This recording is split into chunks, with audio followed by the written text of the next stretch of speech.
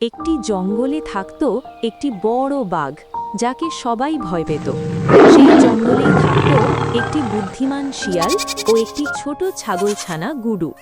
একদিন গুডু খেলতে খেলতে জঙ্গলে পথ হারিয়ে ফেলে এবং হঠাৎ বাঘের সামনে পড়ে যায়। গুডু খুব ভয় পেয়ে কাঁপতে থাকে।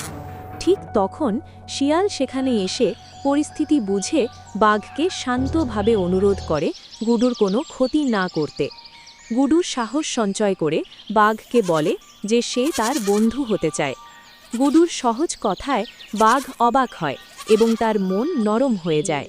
বাঘ বুঝতে পারে যে শক্তি দিয়ে ভয় দেখানো নয়, বরং দয়া ও ভালোবাসাই আসল শক্তি। সে গুডুকে কোনো ক্ষতি না করে নিরাপদে বাড়ি পৌঁছে দেয়। শিয়াল আনন্দ পায় এবং গুডুও খুশি হয়। বুদ্ধি, দয়া ও সাহস থাকলে যে কোনো বিপদ সহজে কাটানো যায়।